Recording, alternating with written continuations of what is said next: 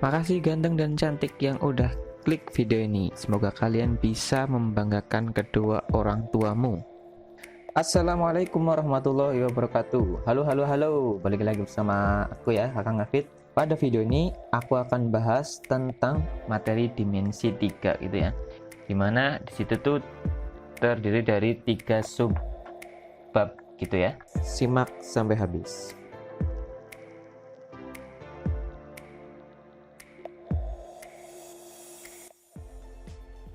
Ya, setelah di video selanjutnya aku bahas tentang subbab 1, jarak titik ke titik.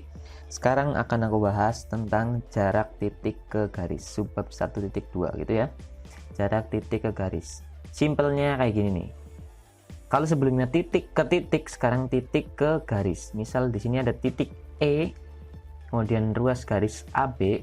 Nah, titik E dan garis AB, maka jarak titik E ke garis AB itu mana gitu ya, maka jaraknya itu EA gitu ya, EA. Kenapa nggak EB?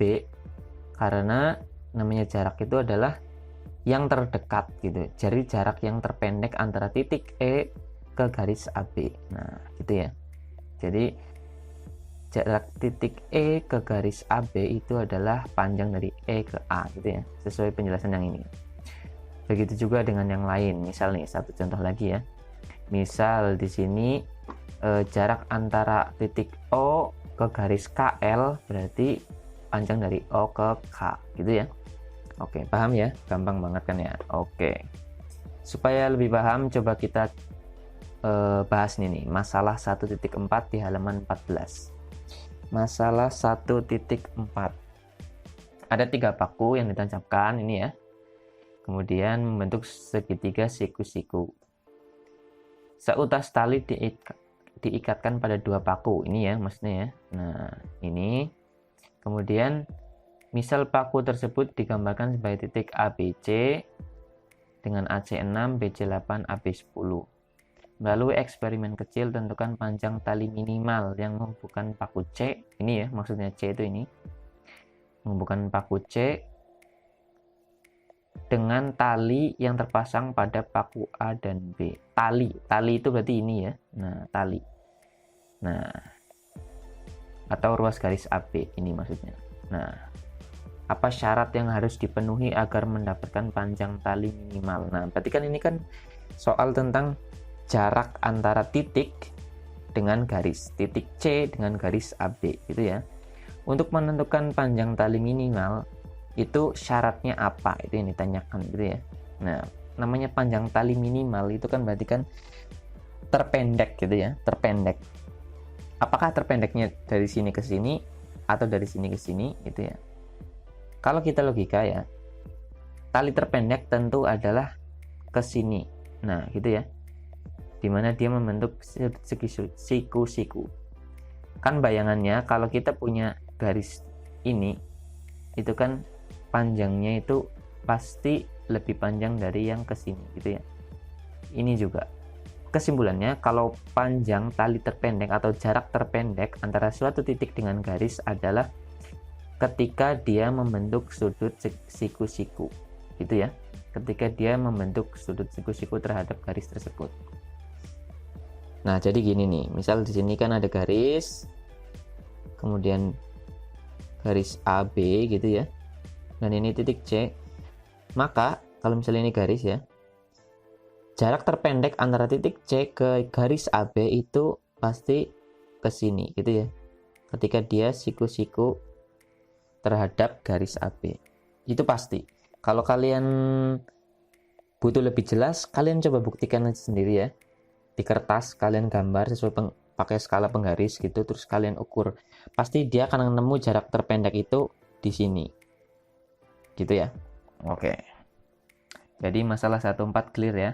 Dia jarak terpendek ketika dia membentuk sudut siku-siku gitu ya. Kemudian masalah 1.5. Diberikan kubus ABCDEFGH ini ya. Jika panjang rusuk kubus adalah 2 cm, berapakah jarak titik A ke diagonal EB?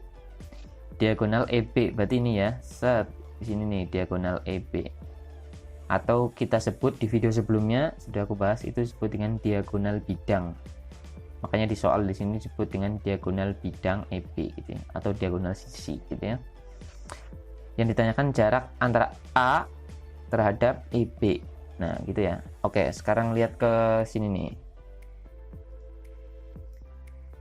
Ke sebelah kanan ya. Kalau misal persegi ini aku gambarkan di sini, yang ini nih, ABEF gitu ya, ABEF. Nah, sini aku gambarkan sini. Yang ditanyakan itu kan jarak antara titik A ini ya ke diagonal EB. Nah, berarti yang ditanyakan itu ini dong.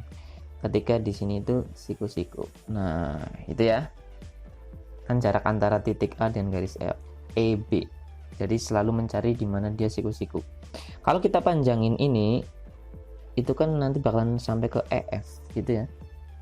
Ke AF gitu ya. Sehingga kalau misal di sini aku kasih nama T gitu misalnya ya, titik ini, maka AT atau yang kita cari atau jarak antara titik A dan garis EB itu sama dengan setengahnya dari AF. Nah, di mana AF ini tuh kan diagonal sisi atau diagonal bidang. Yang rumusnya di video sebelumnya udah aku bahas ya, R akar 2. Di sini di soal diketahui panjang rusuknya 2 cm, berarti 2 akar 2. Nah, ini ya, diagonal bidang AF 2 akar 2, sehingga AT itu kan setengahnya AF, berarti setengah dikali 2 akar 2. Ini ya. Nah, berarti 2 coret tinggal akar 2. Berarti AT sama dengan akar 2. Bener ya. Nah, di sini pembahasannya lumayan panjang kalau di sini ya. Simpelnya kayak gitu. Akar 2. Gampang aja. Jadi ingat lagi tadi rumusnya ya. Yang ini diagonal bidang dan diagonal ruang. R akar 2 dan R akar 3. Nah, yang belum nonton video sebelumnya, coba tonton video sebelumnya gitu ya. Sekarang masalah 1.6 diberikan segitiga siku-siku ABC seperti berikut gitu ya. Oke, aku gambar dulu. Segitiga siku-siku. Nah, AB itu sama dengan C ini ya. Berarti sini itu C. Nah, kemudian BC sama dengan A. Di sini A. Kemudian AC sama dengan B, di sini B. Kemudian CD sama dengan D. Nah, di sini CD gitu ya. Nah, di sini siku-siku. Nah, ini D. Dan CD merupakan garis tinggi. Bagaimana menentukan D apabila ABC diketahui? Nah, berarti ABC tahu gitu ya, sudah tahu. Nah, yang belum diketahui yang D. Ini yang dicari. Nah, terus gimana cara menentukan D? Yang ini ya. Nah, dari A, B, dan C gitu ya. Nah, cara menentukannya adalah dengan menganggap itu sebagai sebuah segitiga. Ya, memang segitiga sih. Ini kan segitiga siku-siku ya. Nah, siku-siku di sini dan juga siku-siku di sini. Rumus segitiga, ingat nggak? Setengah kali alas kali tinggi. Nah, ini ingat ya. Nah, berarti bisa aku tulis setengah kali alasnya ini ya. Misal aku pandang sebagai ini alasnya, berarti kan A. Nah, tingginya berarti ini ya yang B. Nah, gitu ya. Setengah kali alas kali tinggi. Ini kan siku-siku. Nah, gitu ya. Atau bisa juga setengah kali alas. Misal alasnya aku pengen yang C. Nah, ini nih. Alasnya yang ini, tingginya yang ini, yang D. Ya, setengah kali alasnya C, tingginya D. Bisa juga kan? Kan nanti hasilnya sama-sama segitiga ini, segitiga ABC. Nah, segitiga ABC.